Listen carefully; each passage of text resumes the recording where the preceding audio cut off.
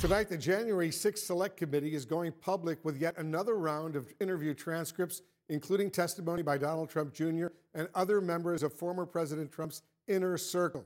CNN senior legal affairs correspondent Paula Reed is joining us right now with details. Paula, CNN is still going through this new material, hundreds and hundreds of pages, but what are you seeing so far? That's right, Wolf. Our teams continue to mine these transcripts for any new details. Let me share some things that stood out to me. First, let's talk about some of these text messages from the former president's son, Donald Trump Jr. There's one text message on November 5th. And it's from Donald Trump Jr. to then White House Chief of Staff Mark Meadows. And it lays out a plan, a way to keep his father in power by subverting the electoral process. And what's significant is that the plan that he shares and outlines is almost identical to the one that was adopted by the former president and his allies in the months that follow. Now, Trump said he was not the original architect of this plan. He can't even remember who sent it to him. But he said he wanted to share this specific idea with Meadows because he said it was, quote, the most sophisticated and detailed, and that it sounded plausible.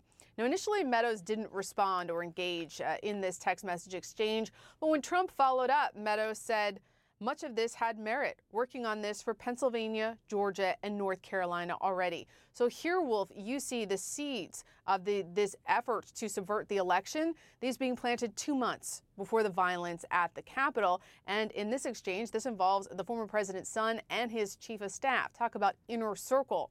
Now, also notable from these transcripts, several high-profile politicians wanting to help push these false claims about voter fraud. For example, Senator Lindsey Graham. We learned about his efforts in the transcript from the former president's lawyer, Christina Bobb. She testified that Lindsey Graham told, again, Mark Meadows, that Graham would become a champion of the president's fraud claims. All he needed was, quote, 5 dead voters. She recalls he said, give me, an example of illegals voting.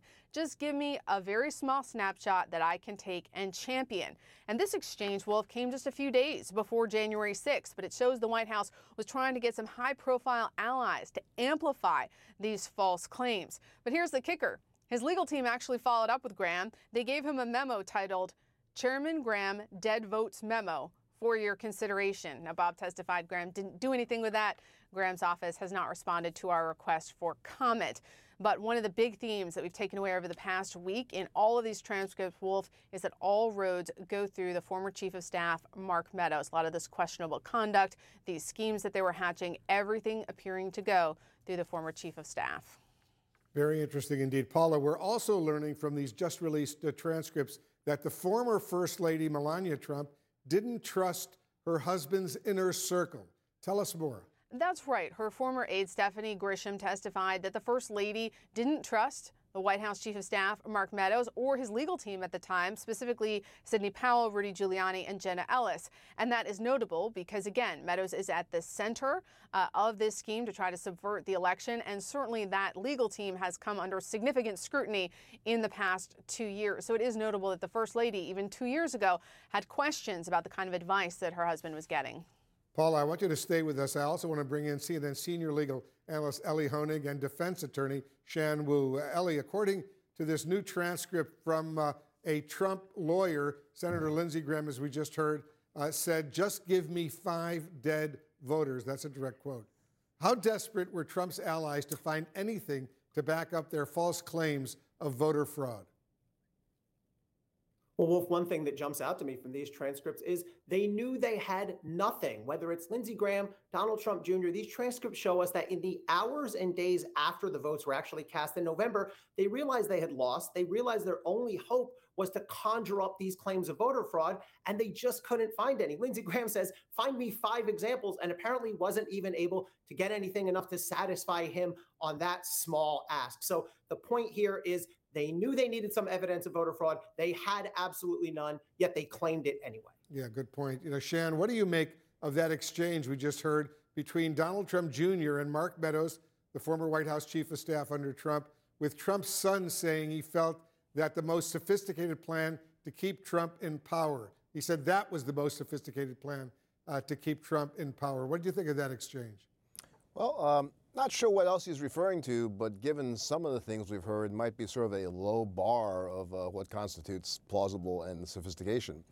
But as Paul was pointing out, his message pretty much mirrors what we know was the laid out plan, things like the Eastman memo, in terms of how to stop things, how to use alternate slates of electors. So, I mean, he's on the mark there. I mean, he sees this as a plan that has some detail. There is a plan to it. It's not just making up things about the Italian satellites. And Meadows is agreeing with that assessment, thinking that this is something that they think has some legal legs to it, that they could make some headway with. Good point. You know, Paula, so let's look ahead. What comes next for the U.S. Justice Department's criminal probe of Trump? Well, this is, of course, now being led by Special Counsel Jack Smith. He is expected to be back in the United States in the coming days. He's been working abroad after a bicycling accident, and he's going to have access to most of this evidence that has been gathered by the committee. He wrote to investigators asking them to share all the evidence that they've gathered. His investigators will also have access to these transcripts. This is really going to be a goldmine for them as they assess whether they should bring charges against the former president or his associates related to January 6th. Now, the former president's legal team tells me they are not terribly concerned about this particular criminal investigation. They believe that it's a very high bar for the Justice Department to bring charges. And even though the committee has laid out their case and what they say is a roadmap for bringing charges, they don't think that the Justice Department will likely agree. So they're feeling pretty confident. But over the next few months, we do expect that Jack Smith and his investigators will pore over everything that this committee has gathered, and that'll help to inform their ultimate charging decision. Yeah, the special counsel, Jack Smith, getting a ton of new information. Ellie, how will Justice Department prosecutors be using this new information? Well, Wolf, like Paula says, this is a gold mine of new information. And let's remember, we've only seen a fraction of what the committee got.